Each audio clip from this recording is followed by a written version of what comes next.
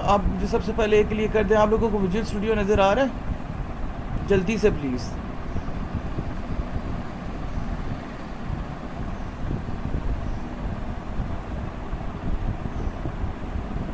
Okay okay ठीक। मैं visual studio open किया है और मैं अभी टेबल क्रिएट कर रहा हूँ ताकि फिर हम उसके ऊपर क्यूरीज अप्लाई कर सकें। कि टेबल क्रिएट करने का एक तरीका मैंने कल भी आप लोगों को बताया था, फॉर्मली क्रिएट करने लगा हूँ ऐड न्यू टेबल। आप क्यूरी के थ्रू भी कर सकते हैं ये, ठीक है। टेबल पे जाएंगे और ये देखना कोई डिज़ाइन लोड होगा। इसको मैं थोड़ा सा, हाँ खुद ब खुद ही हो गया। एक मैं रख लेता हूँ ID, स्टूडेंट अंडरस्कोर ID लिख देता हूँ, ठीक है। स्टूडेंट अंडरस्कोर ID हो गया, ठीक है। ये नल नहीं होना चाहिए क्योंकि प्राइमरी की कभी नल नहीं होती, ठीक है। स्टूडेंट अंडरस्कोर नेम, नेम क्या होता है बेसिकली 4 होता है, ये बात है। लेकिन आपने अगर N4 भी रखा हुआ है तो ठीक है। N4 का मतलब ये होता है कि वो अगर 10 से ऊपर भी जा रहा है तो वो उसको एक्सेप्ट कर लो, ठीक है।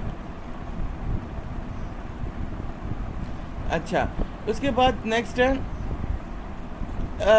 स्टूडेंट नेम हो गया, स्टूडेंट अंडरस्कोर मार्क्स,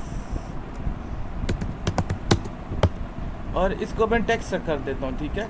आप लोग एक चीज़ नोटिस कर रहे होगे, मैं भी आपको दिखाता हूँ। एंड टेक्स्ट कर देते हैं तो जितना मर्जी आप करोगे वो हो जाएगा, ठीक है। आप लोग एक चीज़ नोटिस कर रहे होगे कि जैसे जैसे आप ऊपर टेबल क्रिएट करते जा रहे हो नीचे से SQL की क्यूरी भी बनती जा रही है, ठीक है।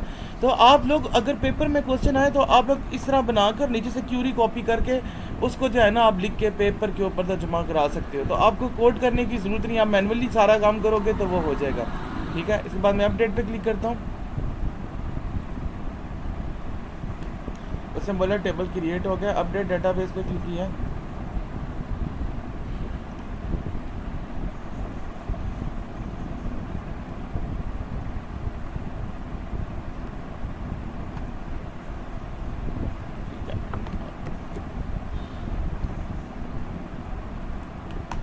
और अगर मैं अब SQL ऑब्जेक्ट पे आऊँ तो राइट रिफ्रेश करते हैं, 1-2 बार जाते हैं, चेक करते हैं कि क्या हमारा टेबल क्रिएट हुआ है किंग्स में।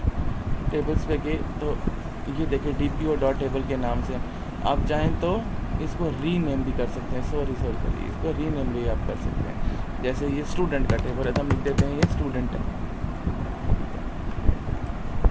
हाँ, वो क्यों कह रहा है, वो कह रहा है ये चीज़ तो आपने पहले ही ओपन करके रखी है, या तो आप इसको बंद करें। तो हम क्या करते हैं, इसे बंद कर देते हैं। अब जाते हैं DPO.table को हम लोग ऐसा करते हैं, रीनेम करके कर देते हैं स्टूडेंट। ये स्टूडेंट का टेबल है, ठीक है। तो किंग्स की डेटाबेस के अंदर हमने स्टूडेंट का टेबल बनाया है, ठीक है। वो कह रहा है कि आपने रीनेम करना था तो ये रीनेम हो गया। अब आप देखेंगे तो DPO.student, DPO का मतलब है डेटाबेस ऑब्जेक्ट डॉट स्टूडेंट। अब हम ऐसा करते हैं कि इस पर डबल क्लिक करते हैं तो इसका डिज़ाइन फेज़ ओपन हो जाएगा। और अगर हम इसको व्यू डाटा करते हैं तो ये उसका वो वाला पोर्शन ओपन कर देगा जो कि ये वाला पोर्शन था। अच्छा जी, अब मैं ज़रा 3-4 स्टूडेंट्स की एंट्री कर देता हूँ ताकि हम SQL क्यूरीज कर सकें इसके ऊपर। पहला रोल नंबर 1 हो गया, नाम कर लेते हैं जी ज़िशान। स्टूडेंट के मार्क्स कितने 100। इसके बाद 2 पे कर लेते हैं अली, मार्क्स किसके कर देते हैं 30। चलो 3rd पे कर देते हैं शुएब। शुएब के नाम गलत लिख दिया मैंने, SHOAIB शुएब। और मार्क्स इसके लिख देते हैं हम लोग 80। 4 पे लिख देते हैं निमरा,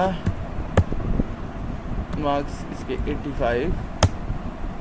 5वां रोल नंबर लिखते हैं ज़ेब का, ज़ेब के मार्क्स है 100, ठीक है। ये किया मैंने, कंट्रोल एस किया। आगे गया मैंने कंट्रोल एस किया, ओके। दोनों टेबल बंद करूँगा, यहाँ पर आऊँगा, दोबारा व्यू डाटा पे क्लिक करूँगा तो ये देखें चीज़ें एंटर हुई हैं, ठीक है।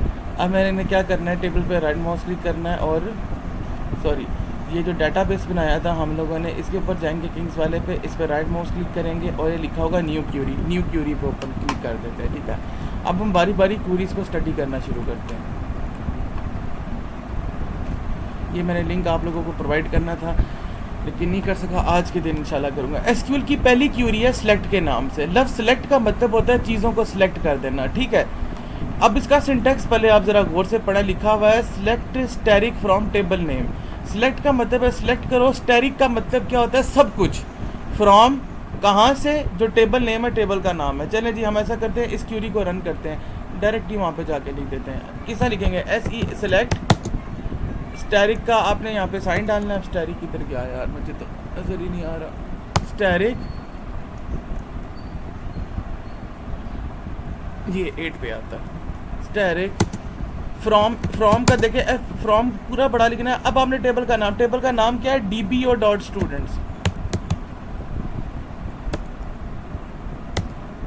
ये देखिए खुद ब खुद ऑप्शन दे रहा है, आपको कुछ भी करने की जरूरत नहीं। ये किया मैंने, सेमी कॉलन लगाया, ठीक है। आप देखें इसके ऊपर रेड लाइन आ रही है, नहीं आ रही। अब हम ऐसा क्या करते हैं कि हम लोग एग्जीक्यूट कराते हैं क्यूरी को, ठीक है। अगर आप क्यूरी को एग्जीक्यूट कराएंगे तो आप लोगों को नीचे नज़र आएगा कि क्यूरी प्रोसीड करने पे या इस प्रोग्रामिंग लैंग्वेज को चलाने से क्या हुआ है, select asterisk from DBO dot student. Student के टेबल से सारा का सारा रिकॉर्ड मुझे सिलेक्ट करके दिखा दो। तो ये देख लें, हमारे वैसे भी टेबल के अंदर 5 ही रिकॉर्ड था, ठीक है। और यहाँ पर भी आप लोगों को 5 ही स्टूडेंट्स का रिकॉर्ड शो हो रहा है, ठीक है। पहली चीज़ क्लियर हुई है कि स्टैरिक का सिलेक्ट का किस तरह हम लोग इस्तेमाल करते हैं। प्लीज़ थोड़ा जल्दी बता। ओके। अच्छा, अगर मिसाल के तौर पर मुझे सिर्फ स्टूडेंट ID और स्टूडेंट नेम दिखाना हो तो मैं कैसे करूँगा। स्टैरिक का मतलब क्या था ये बताएं पहले सारे मुझे।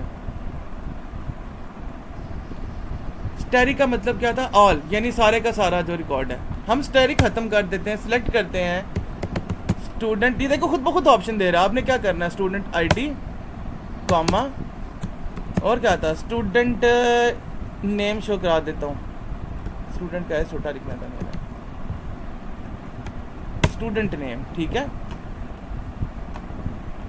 कौन है जो इतना लेट आ रहा है बाबा, ठीक है। तो मैंने क्या बोला है, select student ID student name from DBO dot student. कि कंप्यूटर मुझे सिलेक्ट करके दो स्टूडेंट की ID और स्टूडेंट का नेम स्टूडेंट के टेबल से। क्यूरी को एग्जीक्यूट करते हैं, देखना अब आप लोगों को यहाँ पे से 2 ही कॉलम्स नजर आएंगे, स्टूडेंट ID का और स्टूडेंट नेम का। ये चीज़ क्लियर हुई है। अब अगर मिसाल के तौर पर मैं आप लोगों को ये बोलूँ कि मुझे सिर्फ स्टूडेंट के मार्क्स शो करवाओ, तो आप लोग क्या करोगे, आप इसी क्यूरी के अंदर आओगे, आप सबसे पहले इन चीज़ों को ख़त्म करोगे, आप लिखोगे student underscore marks, that's it. Bracket क्यों आई है,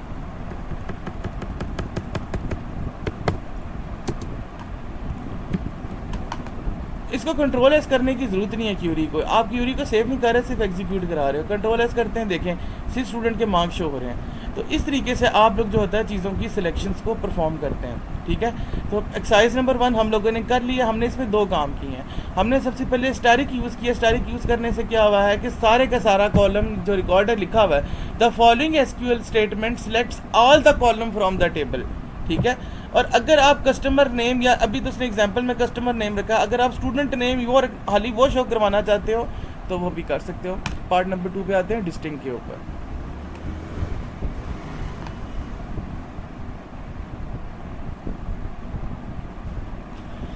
अच्छा, राधेतन के मैं डिस्टिंक्ट पर डायरेक्टली आऊँ, मैं आप लोगों को थोड़ा सा पहले स्टैरिक के बारे में पढ़ा देता हूँ। आप सब लोगों के पास सपोज करो डेटाबेस में ये टेबल है, तो आपने क्या लिखा है, आपने लिखा है सिलेक्ट कंट्री फ्रॉम कस्टमर, ठीक है।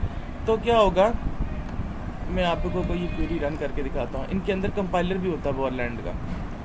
तो जैसे ही आप लोगों ने क्या किया है, सिलेक्ट स्टैरिक फ्रॉम कस्टमर किया है, तो आप देखेंगे कि इस टेबल के अंदर जो कस्टमर का टेबल था, सॉरी कंट्री का जो टेबल है खाली वो शो होगा। Germany, Mexico, UK, Sweden.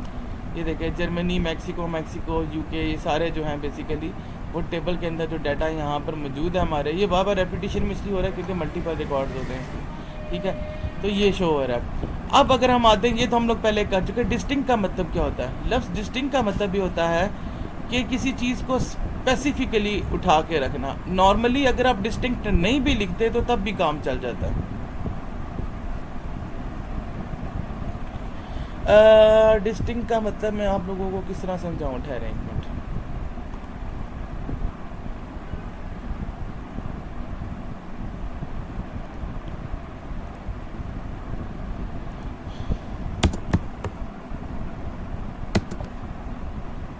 Distinct,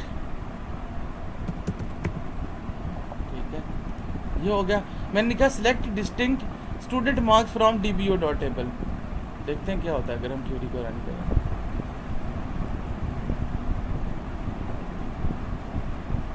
distinct की स्पेलिंग सही लिखी है।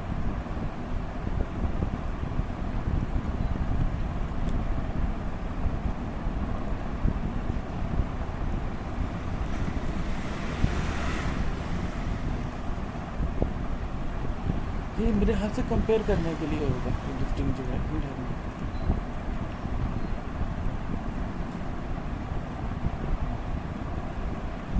तो select distinct country from customer, देखते हैं क्या होता है। तो ये बेसिकली डिस्टिंक्ट में उसने शो करवा दिया।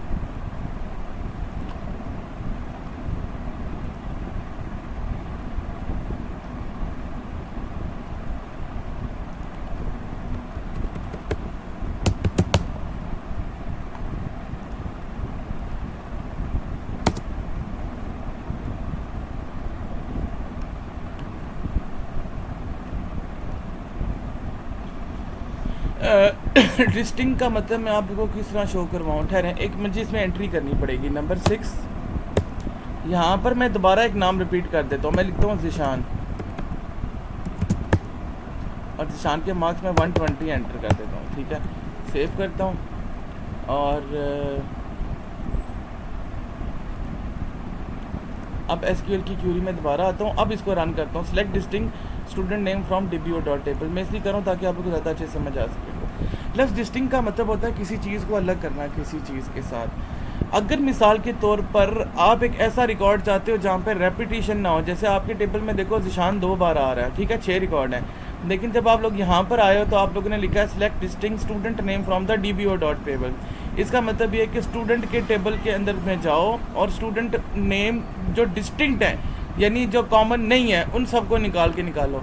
अब देखो अगर आप ज़िशान 1 बार इस्तेमाल हो रहा है यहाँ पे ज़िशान 2 बार है, एक नंबर 1 पे है और एक नंबर 6 पे है। लेकिन अगर आप ये क्यूरी देखोगे तो क्यूरी के ऊपर ज़िशान 1 ही बार आ रहा है। तो डिस्टिंक्ट का मतलब क्या होता है कि अगर एक टेबल के अंदर या एक कॉलम के अंदर मल्टीपल वैल्यूज़ है और आप लोगों को चेक करना है कि अकॉर्डिंग टू रिकॉर्ड कौन कौन सी चीज़ उसके अंदर अवेलेबल है और कौन कौन सी चीज़ उसके अंदर नहीं है, तो फिर आप लोग क्या करोगे, सिलेक्ट डिस्टिंक्ट स्टूडेंट नेम या जो भी आप लोगों ने कॉलम करना होगा उसके अंदर से डिस्टिंक्ट उठाओगे। डिस्टिंक्ट आप एक टेबल के अलावा एक से ज़्यादा भी कर सकते हो। मैं ट्राई करता हूँ, स्टूडेंट ID कर लेते हैं, चल ठीक है, और मैं अब इसको रन करता हूँ। अब देखिए अगर आप लोग डिस्टिंक्ट ID, अब आप लोग ये सोच रहे होंगे कि सर पहले तो ज़िशान 2 बार नहीं था शो हो रहा, तो अब क्यों शो हो रहा है? वो इसलिए क्योंकि अब आप डिस्टिंक्ट कर रहे हो स्टूडेंट ID स्टूडेंट नेम दोनों। अगर आप ज़िशान की ID देखोगे तो यहाँ पर 1 और यहाँ पे ज़िशान की ID 6 है, तो इसका मतलब ये कि ये ज़िशान को अलग अलग कंसिडर कर रहा है। अगर हाली नाम था तो सिमिलर था, जब स्टूडेंट ID भी आ गई तो बेसिकली ID सबकी डिफरेंट थी, तो इस वजह से उसने ज़िशान को 2 बार शो करवाया। किसी बच्चे को डिस्टिंक्ट की समझ ना आई हो।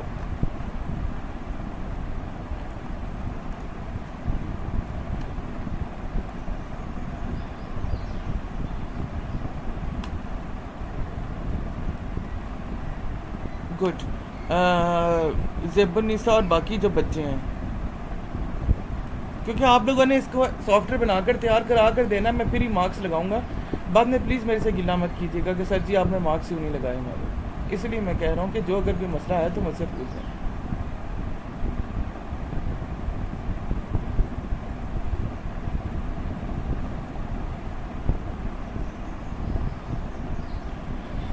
SQL की नेक्स्ट क्यूरी है वेयर का मतलब होता है जहाँ पर या कहाँ पर। अब आप लोगों के सामने एक टेबल गिवन है, ठीक है, इस टेबल के बाद आप क्यूरी देखिए, सिलेक्ट स्टैटिक फ्रॉम कस्टमर के टेबल से सारा का सारा रिकॉर्ड उठाओ where country is equal to Mexico, जहाँ पर कंट्री मैक्सिको हो। अब ज़रा हम इसको अपने हिसाब से करते हैं। सेलेक्ट स्टैरिक फ्रॉम डीबी और डॉट स्टूडेंट। स्टैरिक की मुझे याद नहीं रहता कि मैंने 8 नंबर पे रखा हुआ, ठीक है। सेलेक्ट स्टैरिक फ्रॉम डीबी और डॉट स्टूडेंट, स्टूडेंट के टेबल से सारा रिकॉर्ड शो कराओ। वेयर मैं ऐसा करता हूँ, स्टूडेंट खुद ब खुद ऑप्शन देगा, देखना। Student ID is equal to ही है ना, इज इक्वल टू 1। आप लोगों ने क्यूरी कोड से अंडरस्टैंड करनी है। उसने मैंने आप कंप्यूटर को बोला है कि डीबी और डॉट स्टूडेंट या स्टूडेंट के टेबल से सारा रिकॉर्ड शो करवा दो जहां पर स्टूडेंट की आईडी 1 हो। अब आप मुझे जर्नली बताओ, यहाँ पर टेबल पे आके स्टूडेंट की आईडी 1 कौन सी है? ये वाली है। तो जब ये क्यूरी रन होनी चाहिए तो उसको रिकॉर्ड नंबर 1 शो कराना चाहिए। यही बात है, ज़रा रन करके देखते हैं। तो ये देखें, उसने सिर्फ 1 का रिकॉर्ड शो करवाया। तो वेयर का मतलब ये होता है कि जहाँ पर आप किसी चीज़ को कंपेयर करते हो। अब मैं आप लोगों को एग्जांपल देता हूँ प्रैक्टिकल ये चीज़ कहाँ इस्तेमाल होती है। आप लोगों ने अक्सर टेबल में इंसर्शन की होगी। मिसाल के तौर पर अगर आज आप लोगों के हम लोग CMS की बात करते हैं तो मैं ये कंप्यूटर को ये कहता हूँ कि राशिद के मार्क्स जो 0 अपलोड हुए थे अरबिक के टेबल में, उसको आप 80 में कर दो जहां पर उसका रोल नंबर FA19-C04-002 या 3 या जो कुछ भी है वो हो। तो बेसिकली ये क्यूरी वही चलती है कि select asterisk from DBO dot Arabic where student ID या student roll number is equal to FA19-C04 वाला। अब आप लोगों को समझ लगी है कि ये जो प्रैक्टिकल एग्जांपल है वेयर की वो कहाँ इस्तेमाल होती है। अच्छा, ये तो आईडी के हिसाब से। अगर मिसाल के तौर पर मुझे वर्डिंग के हिसाब से करना पड़ जाए, जैसे आप लोग बोल रहे हो कि सर जहाँ पर नाम जो है वो ज़िशान हो, इस तरह के 2 डॉट्स लगाने हैं आपने और बीच में लिख देना है ज़िशान, सिंपल। अगर नंबर है तो फिर आप लोग देखो, मेरी बात सुनो, C++ में भी यही होता था ना कि अगर नंबर होता था तो आप उसके ऊपर इन्वर्टेड कामा नहीं थे लगाते होते, लेकिन अगर नाम या स्ट्रिंग होती थी आप उसके ऊपर डबल लगाते होते थे। इसमें भी यही होगा, अब आप देखेंगे। अच्छा सॉरी, मैंने स्टूडेंट आईडी लिख दिया। अब देखो उसने मुझे एरर दिया है, conversion fail when converting varchar value Zeeshan into the data type. ऐसा पॉसिबल ही नहीं है क्योंकि ज़िशान जो है वो बेसिकली नाम है। मैंने ऊपर उसका नाम गलत लिख दिया था, ठीक है। अब मैं क्यूरी रन करता हूँ तो देखें उसने क्या किया है, मुझे उन सब स्टूडेंट का रिकॉर्ड शो करवा दिया जिनका नाम क्या था, ज़िशान था। इसी तरह अगर मेरे यहाँ पर जहाँ पर स्टूडेंट के मार्क्स जो हैं वो 100 हों, सपोज करो स्टूडेंट अंडरस्कोर मार्क्स करते हैं, सॉरी गलत लिख दिया मैंने, मार्क्स।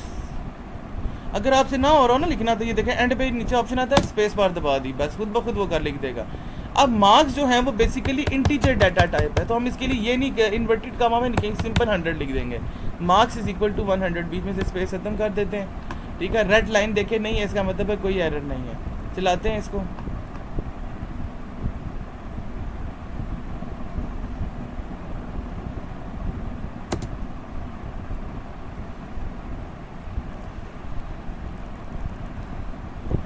क्यूरी रन तो हो रही है लेकिन एरर दे रही है। एरर क्या, operand type clash and text is incompatible with a tiny int, क्योंकि मैंने डाटा टाइप जो है वो इसकी एंड टेक्स्ट रखी है। यही बात है, ठहरो।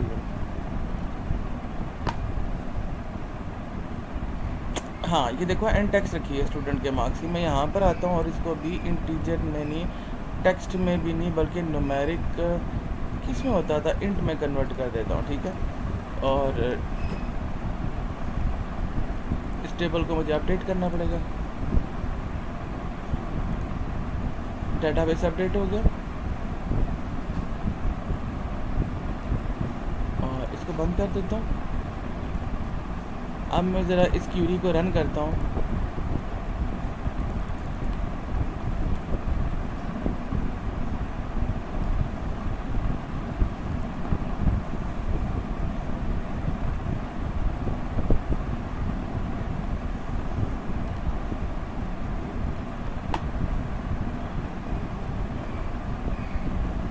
इसको इंडेक्स क्यों कंसिडर कर रहा है अभी?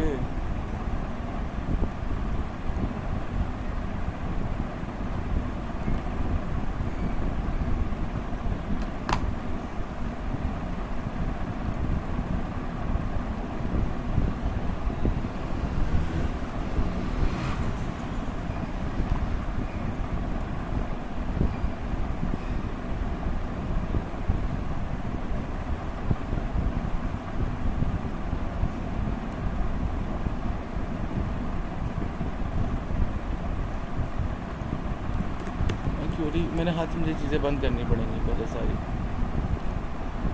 क्यूरी को हम दोबारा पेस्ट कर लेंगे, दोबारा बंद कर रहा हूँ। अब मैं चेक करता हूँ इसका डिज़ाइनर व्यू में जाके कि क्या कहता है ये अभी भी टेक्स्ट है, ये इंटीजर है।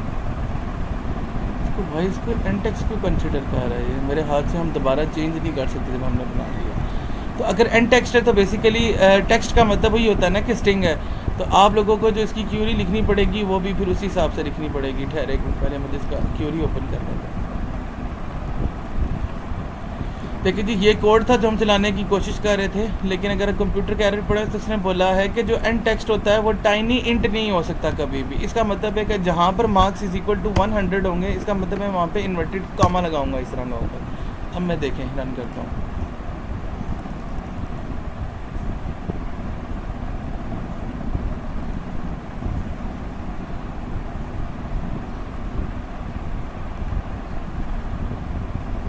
कह रहे हैं कि एंड टेक्स्ट को आप पिक कर ही नहीं सकते। ठहरो, स्टूडेंट आईडी पे कर देते,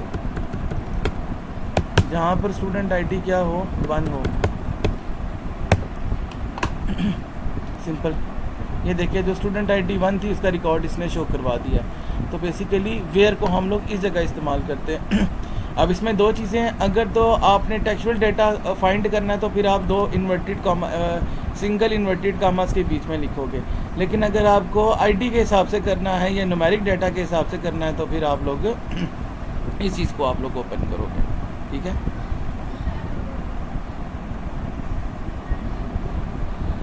एक दो चीज़ें मैं इसके अंदर से आप लोगों को कराऊंगा। अभी तक आप लोगों ने जो काम किया वो इक्वल टू 1 किया है। अब where student ID is greater than 1, ठीक है। आप क्यूरी गौर से अंडरस्टैंड करेंगे कि सिलेक्ट करो उन सब स्टूडेंट के नाम को, उन सब स्टूडेंट के टेबल का रिकॉर्ड दिखाओ जहाँ पर स्टूडेंट की जो आईडी है वो 1 से बड़ी हो। तो इसका मतलब है रोल नंबर 1 का रिकॉर्ड शो नहीं होगा, बाकी सब का रिकॉर्ड शो होगा। ठहरे, मैं आपको टेबल भी ओपन करके दिखाऊँ ना साथ। वे डेटा इसको मैं बंद कर देता हूँ। तो रोल नंबर 1 के, क्योंकि 1 जो है वो तो बराबर नहीं हो सकता 1 के, 1 जो है वो छोटा नहीं है 1 से। तो इसका मतलब है कि ये जो क्यूरी है ये देखना क्या करेगी, ये 2 से रिकॉर्ड शो कराएगी आपको। अच्छा, ग्रेटर देन नहीं, where student ID is greater than 1, sorry. ये देखें, तो 1 के अलावा उसने सारा रिकॉर्ड शो करवा दिया। जब मैंने इसको लेस देन किया था तो ये इसलिए नहीं था शो करा रहा। एक तो 1 से छोटा नहीं है, वो बराबर होता है। नंबर 2, 1 से छोटी कोई वैल्यू है ही नहीं हमारे इस टेबल में, इस तरह ही है। इसी तरह आप अगर आप इस टेबल में देखेंगे तो आप सारी चीज़ें greater than, less than, equal to. अगर चलो हम लेस देन इक्वल टू करके देखते हैं। ग्रेटर देन इक्वल टू करेंगे तो देखिएगा अब जो है ना वो 1 को भी शो करवाएगा। 1 को हो गया। और अगर मैं यहाँ से ग्रेटर देन करूँ, ये बहुत ईजी चीज़ है, आप एक बार इम्प्लीमेंट करेंगे आपको खुद बहुत समय लग जाएगी। तो ये देखिएगा रिकॉर्ड सारा शो हो रहा है। तो इस तरीके से हम लोग जो डिफरेंट ऑपरेंड्स होते हैं उसको भी इस्तेमाल कर सकते हैं। बिटवीन को भी आप रहने देंगे क्योंकि हम लोग ये बेसिकली आगे हम पढ़ेंगे।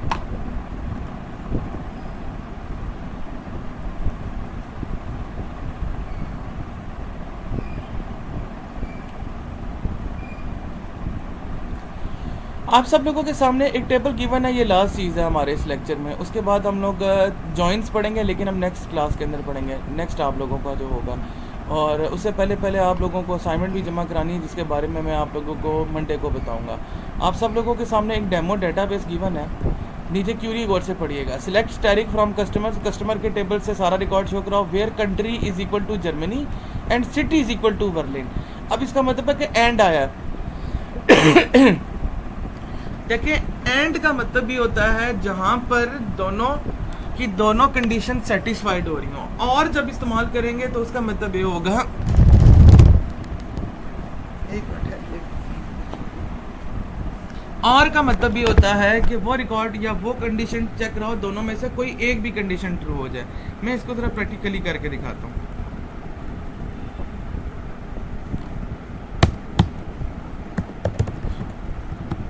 वेयर, आप नेक्स्ट लाइन पे भी लिख सकते हो, ऐसा कुछ नहीं है। Where student ID is equal to 1, ठीक है, 1 के बराबर हो, एंड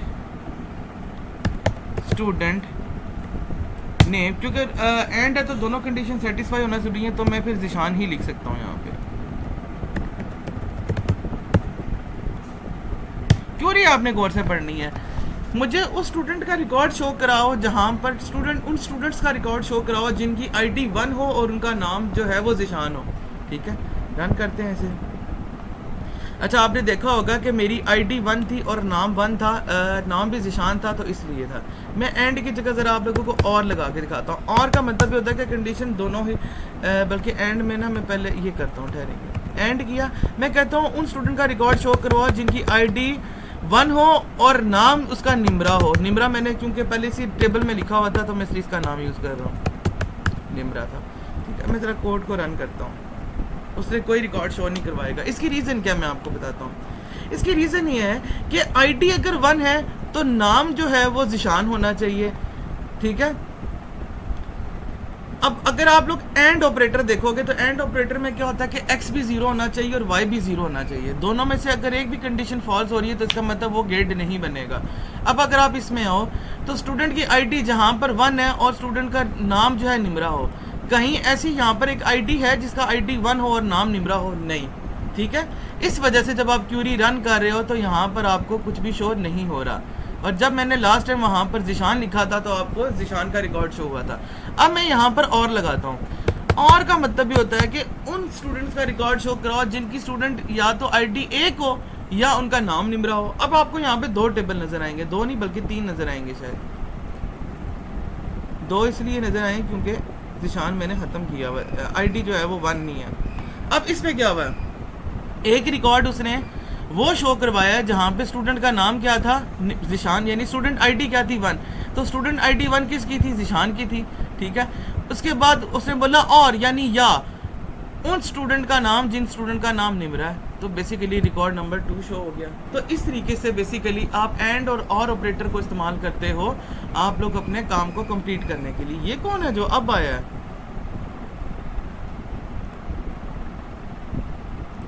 जी, किसी को अभी तक समझ ना लगी हो इन चीज़ों की? मैं रिकॉर्डिंग कर रहा हूँ साथ साथ, उसका मसला नहीं, आप लोगों को मिलेगी रिकॉर्डिंग इंशाल्लाह इसकी।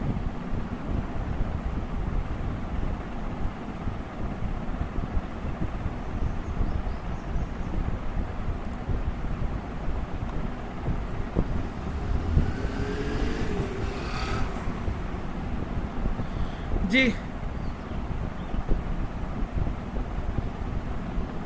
प्लीज, मुझे तो लग रहा है कि बड़ा टफ है, शायद ना समझ आ रही हो किसी को। हमारे जो टीचर थे जब उन्होंने पढ़ाया था हमें तो बिल्कुल समझ नहीं थी लगी। और मैं अगर आप लोगों को जनरली बताऊं कि ये सब्जेक्ट जो है ना, आप लोग अभी तो ये पढ़ रहे हो ना, हमारी जब हम पढ़ते थे तो डेटाबेस सिस्टम्स के अंदर हमें काम करवाया जाता था और मेरी क्लास में सबसे हाईएस्ट मार्क्स आए थे इस सब्जेक्ट में और मेरा बहुत अच्छा सॉफ्टवेयर बना था। मैं हो सकता है कभी डिप्लॉय करके आप लोगों को चेक कराऊंगा। मैंने यूनिवर्सिटी का अपना एक CMS बनाया था इसके थ्रू और ये बहुत इंटरेस्टिंग चीज़ है। जिसको ये बनाने आती है वो डेस्कटॉप एप्लीकेशंस बना सकता है। आप सब लोगों के सामने एक डेमो डाटाबेस टेबल दिया हुआ है। अब नीचे क्यूरी पढ़िएगा, select static from customers ordered by country. Country के हिसाब से ऑर्डर करना है। चले मैं ऐसा करता हूँ कि अपने टेबल के हिसाब से करता हूँ, select static from table order by था, ऑर्डर बाय करंट, तो हम लोग ऑर्डर बाय, मैं पहले करता हूँ स्टूडेंट अंडरस्कोर नेम के लिहाज से। मैंने बोला है कि मुझे स्टूडेंट का रिकॉर्ड शो करवाओ सारे का सारा स्टूडेंट के टेबल से और उसको ऑर्डर करके दिखाओ नाम के लिहाज से। अच्छा, ऑर्डर का मतलब क्या होता है? ऑर्डर 2 तरीके का होता है, या वो असेंडिंग होता है या वो डिसेंडिंग होता है। क्यूरी रन करके देखते हैं कि हमारे नाम किस तरह शो होंगे। अब आप लोगों ने अगर गौर किया होगा, आपके टेबल में पहला लफ्ज Z आता था नाम में, लेकिन Z जो है वो डिसेंडिंगली नीचे आता है। सबसे पहले अली का A आना चाहिए। इसी तरह जितने भी लोग जो पहले हैं, अगर आप ये गौर से देखोगे क्यूरी रन करके, तो पहले अली, निम्रा, फिर शुएब, फिर ज़ेब, फिर जिशान और फिर जिशान आया। तो ऑर्डर बाय का मतलब क्या होता है कि स्टूडेंट, मतलब कि आपने जिस ऑर्डर के लिहाज से डेटा को डिस्प्ले कराना है आप वो कर सकते हो। Order by student name comma student marks,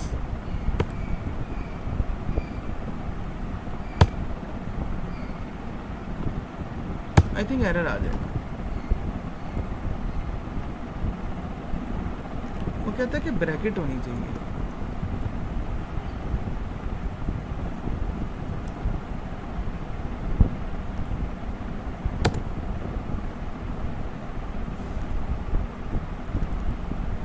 असल में मैंने गलती कर दी है ना, मैंने स्टूडेंट के मार्क्स जो हैं वो डाटा टाइप इसकी चेंज की हुई है, तो इस वजह से हो रहा है। तो ऑर्डर्ड बाय का मतलब यही होता है, आप दो चीज़ों को भी ऑर्डर कर सकते हो। मिसाल के तौर पर order by student name comma student ID तो है हमारे पास, कॉम सेमी कॉलन, रन करते हैं इसको, ठीक है। तो अब उसने क्या किया है, गौर से देखने वाली बात यह है कि जहाँ पर स्टूडेंट आईडी के लिहाज से भी किया उसने, स्टूडेंट नेम के लिहाज से भी किया। अब ये बैक एंड पे आप लोगों को लग रहा होगा कि सर अगर आईडी के लिहाज से तो 1 पहले आना चाहिए था, तो इट्स नॉट नेसेसरी कि 1 आना चाहिए था, क्योंकि अगर आप ये देखो तो ऑर्डर्ड बाय स्टूडेंट नेम पहले है, स्टूडेंट का नाम पहले है और फिर आईडी है, ठीक है। तो इस हिसाब से पहले वो नाम के लिहाज से ऑर्डर करेगा और फिर वो आईडी को चेक करेगा, तो आईडी एक सेकंड प्रायोरिटी होगी कंपाइलर के लिए, ठीक है। अच्छा, इसके अंदर अब दो चीज़ें हैं, ऑर्डर बाय डिसेंडिंग है और ऑर्डर बाय असेंडिंग है। मैं पहले डिसेंडिंग करके बता देता हूँ आप लोगों को। मैं इधर आईडी ख़त्म करूँ ताकि मैं क्यूरी को इजी कर सकूँ, ठीक है। ऑर्डर्ड बाय स्टूडेंट नेम, मैं इसको डिसेंडिंग करके सेमी कॉलन लगा देता हूँ। अब वो डिसेंडिंग ऑर्डर के लिहाज से करेगा, यानी जेड वाले नाम के लोग पहले आएंगे। देखिएगा, ये देखें, पहले जेड, जिशान, जिशान, ज़ेब, शुएब, निमरा और अली, मतलब डिसेंडिंग ऑर्डर के लिहाज से रिकॉर्ड शो कराओ। अगर मैं असेंडिंग करूँ तो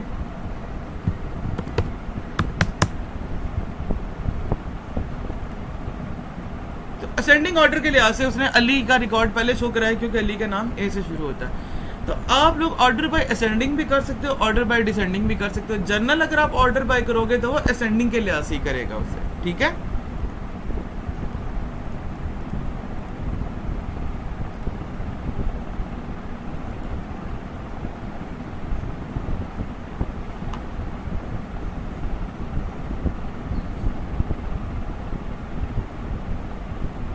आई थिंक सो ये मैं जब नेक्स्ट क्लास में आप लोगों को फॉर्म्स कराऊंगा तो मैं तब करवाऊँ तो बेटर है। इसके बाद हमारे पास सिर्फ ये जॉइंट्स रह गए हैं, उसके बाद आप लोगों का ये जो लेक्चर्स हैं लैब के वो भी कंप्लीट हो जाएंगे। इसका मतलब ये नहीं है कि आपकी भी क्लास ख़त्म हो गई है। अब हम लोग इसका पार्ट नंबर 2 पे चलते हैं, जहाँ पर हम लोगों को इसके विंडोज़ फॉर्म एप्लीकेशन बनाने हैं। हम फाइल पे जाएंगे, ठीक है, और न्यू पे क्लिक करेंगे। न्यू पे क्लिक करने के बाद प्रोजेक्ट पे क्लिक करेंगे, ठीक है। हम लोग विजुअल C++ पे चलते हैं। नहीं, विजुअल C++ में ना काम करें, लेकिन मैं आपको बताऊंगा C# पे करना है, C# पे कर ले। विजुअल बेसिक के अंदर भी आपके पास ऑप्शन होता है, बट आई थिंक सो ज़्यादातर लोग जो काम है VB.NET पे करते हैं। आप लोगों ने अक्सर ये लफ्ज़ सुना होगा, आज आप लोग VB.NET पे काम करेंगे। तो आप लोगों ने विंडोज़ फॉर्म एप्लीकेशन पे विजुअल बेसिक पे जाना है। मैं आपको नेक्स्ट क्लास में बताऊँगा आपने कौन सी टाइप इस्तेमाल करनी है इसमें से, और विंडोज़ फॉर्म एप्लीकेशन पे क्लिक करना है, विंडोज़ फॉर्म एप्लीकेशन, ठीक है। और इसके बाद आप लोगों ने यहाँ पर जो अब आप इंटरफेस क्रिएट करने हैं, डाटाबेस बना लिया, अब आप उसके ऊपर से उसकी खाल बनाने जा रहे हो, इंटरफेस बनाने जा रहे हो। मैंने बोला कि मुझे स्टूडेंट के नाम से फॉर्म बनाना है, ओके पे क्लिक करेंगे। जिन लोगों का टाइम लगेगा, उसने बोला है कि ये जो आप लोग कर रहे हैं कि क्यूरी चला रहे हैं, आपने चेंज करनी है, सेव करनी है। मैंने कहा नहीं, मैं क्यूरीज बाद में फिर लिख दूँगा, ठीक है। तो ये बेसिकली ये करंट जो प्रोजेक्ट है उसको बंद करके अब नया प्रोजेक्ट ओपन कर रहा है, जो बेसिकली विंडोज़ फॉर्म एप्लीकेशन में ओपन करेगा। ये देखें, अब आप लोगों को कुछ फील होना शुरू हो गया होगा कि ये जो हम लोग इंटरनेट के ऊपर जाके या हम लोग ये नॉर्मली ये जो आप चेक करते हैं क्रॉस का निशान, ये सारी चीज़ें आती है, बनती किस लिए है। ये देखें, आप लोगों को नज़र आ रहा होगा। मैं सबसे पहले इसको स्ट्रेच करता हूँ इस तरह ताकि बड़ा सा नज़र आए, ठीक है। और मैं इसके अंदर से अब डाटा सोर्स को ख़त्म कर देता हूँ, क्योंकि अभी मेरे किसी काम का नहीं है।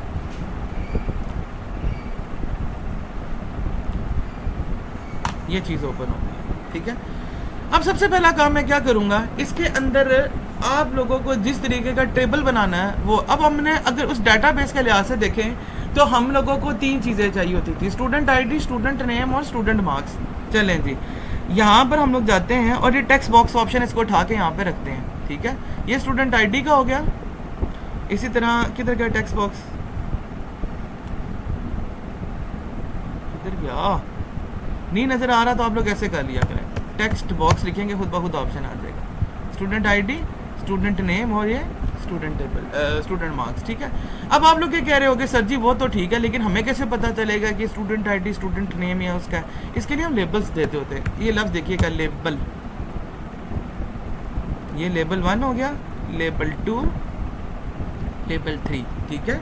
अब मैं क्या करता हूँ, मैं लेबल, अब मैं इनको बारी बारी सेट करता हूँ। यहाँ पर मैं लेकर आया हूँ, सॉरी मैंने इस पर डबल क्लिक नहीं करना आप लोगों ने, इसकी कोड ओपन हो जाएगा, आपने सिंगल क्लिक करना है इसके ऊपर, ठीक है। यहाँ पर नीचे आएंगे, ये टेक्स्ट लिखा हुआ है, आप इसको यहाँ से करेंगे रिमूव और यहाँ पर लिख देंगे स्टूडेंट नेम। अब यहाँ पर आपको अंडरस्कोर डालने की ज़रूरत नहीं है, ठीक है, वो देखे खुद ब खुद उसने चेंज कर दिया। और इसको हम लोग इसके नाम के साथ सेट कर। अब आप लोगों को कुछ समझ लग रही होगी कि जब आप लोग ये जाते हो टोयोटा आज़ाद के अंदर या इनके सॉफ्टवेयर जो इतने खूबसूरत करके इंटरफेस बने होते हैं वो कैसे बनते हैं। इसी तरह स्टूडेंट नेम कोशिश किया करें कि अलाइन रखा करें इसको, कि यहाँ पर लेवल 2 में हम लोग लिखते हैं, अच्छा स्टूडेंट आईडी पहले आना था ना, मैं स्टूडेंट आईडी अब लिख देता हूँ, ठीक है, स्टूडेंट आईडी, और ये क्या थे इसके मार्क्स।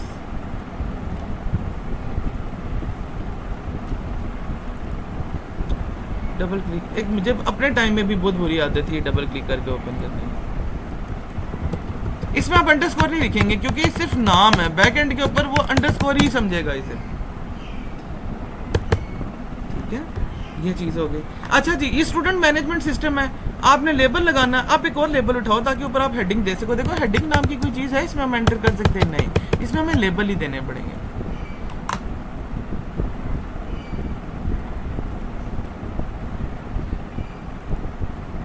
फिर डबल क्लिक किया और लेवल 4 में लिख देता हूँ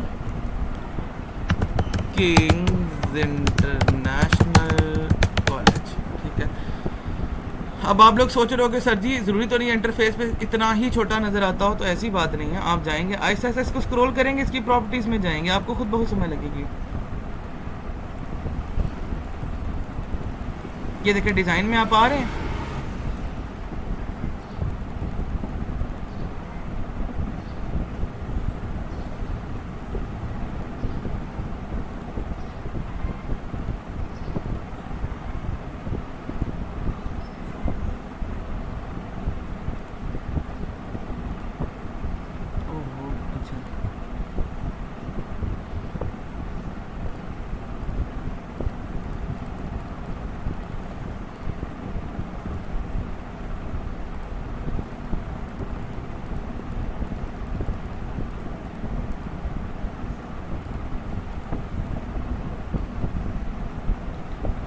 तो एक अपना एक जेनेरिक टेबल भी होता था, पता नहीं वो किधर गया।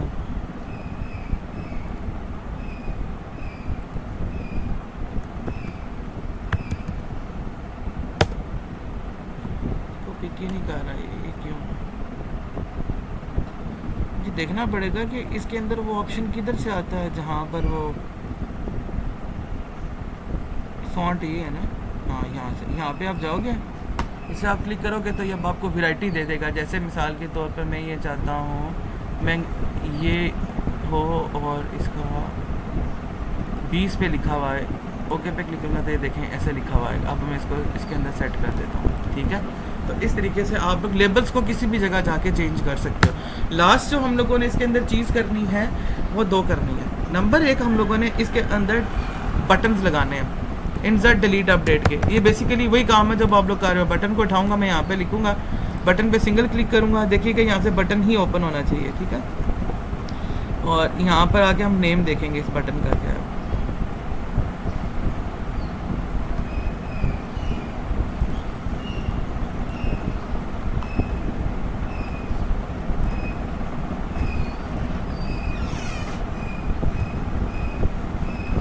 बटन का नेम कहाँ से चेंज करते हैं? अगर डबल क्लिक करता हूँ तो इसका कोड ओपन हो जाएगा।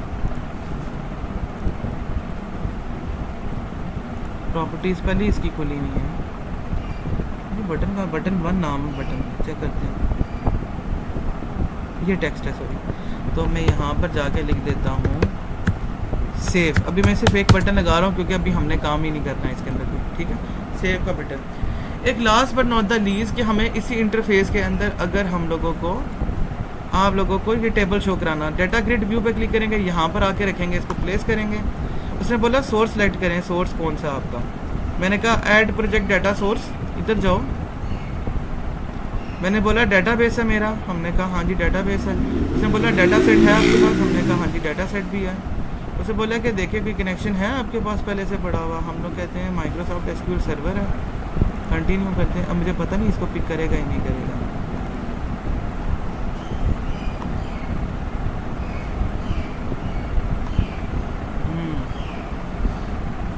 मैं लिंकेज नेक्स्ट क्लास में कराऊंगा ये, क्योंकि अभी मैं रिकॉर्डिंग कर रहा हूँ, साथ आप लोगों की स्क्रीन शो हो रही है, तो इस वजह से मुझे पता है कि सर्वर बहुत ज़्यादा हैवी हो जाएगा। ये ट्राई करता हूँ अगर दोबारा होता है तो। ये वैसे यहाँ पर लिखा हुआ आना चाहिए ये चीज़।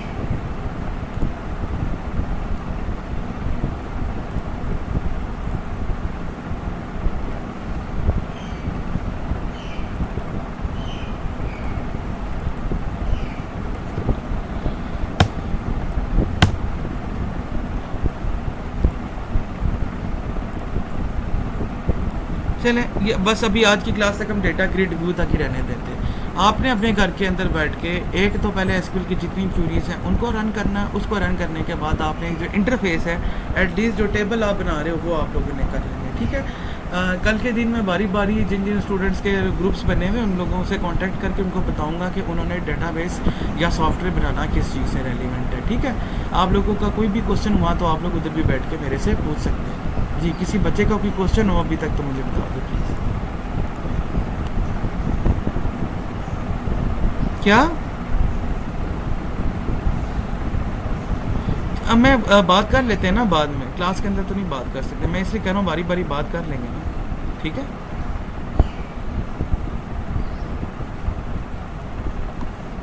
जी और किसी बच्चे का कोई क्वेश्चन?